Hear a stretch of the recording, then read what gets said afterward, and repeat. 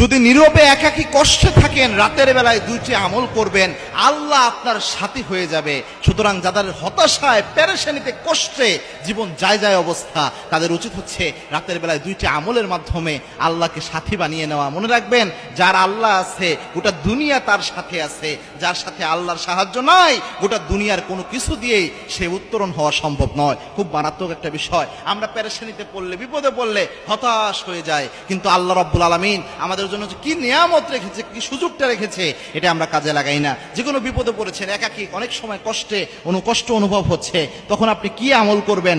এক নাম্বার যেটা আপনি করবেন সেটা হচ্ছে আপনি রাতের বেলায় গোপনে আল্লাহর কাছে নিজের জীবনের সব গুনার জন্য মাফ চাইবেন। 2 রাকাত নামাজ পড়ে সব গুনার জন্য মাফ চাইবেন, গোপনে মাফ চাইবেন, ইস্তেগফার করবেন। এটা খুব মারাত্মক একটা বিষয়। এই যে বিপদে পড়লে নীরবে একাকী কষ্টে আপনি ইস্তেগফার করে আল্লাহর কাছে মাফ চাইলে, ইস্তেগফার যে আপনার জীবনে কি এনে দিবে, কল্পনা অতীত একটা বিষয়। আর রাতের বেলায় কেন বললাম? রাতের বেলায় যখন হয়, তখন আল্লাহ প্রথম আসমানে নেমে এসে ডাকতে শুরু করেন, এলান করতে শুরু করেন, হালমিন মুস্তাগফিরিন ফাগফির আল্লাহ, কি আছো, গুনাহ করে ফেলেছো, আমি আল্লাহর কাছে মাফ চাও, আমি আল্লাহ গুনাহ মাফ করে দিব।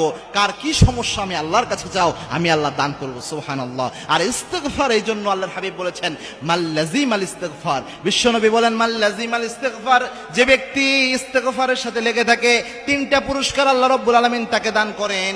তার মধ্যে একটা হচ্ছে ওয়ারযুকু হাইসু লা ইয়াহতাসিব, এমন জায়গা থেকে আল্লাহ তার রিজিকের ব্যবস্থা করে দেয় যা সে কল্পনা করে না।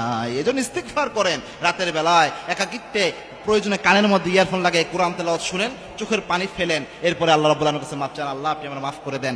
দেখেন কি বরকত আপনি পান, আপনি করলেই বুঝতে পারবেন। 2 নাম্বার হচ্ছে আপনার প্রয়োজনের জন্য আল্লাহর কাছে তো দোয়া করবেনই, কান্নাকাটি করবেনই, এটা সত্য।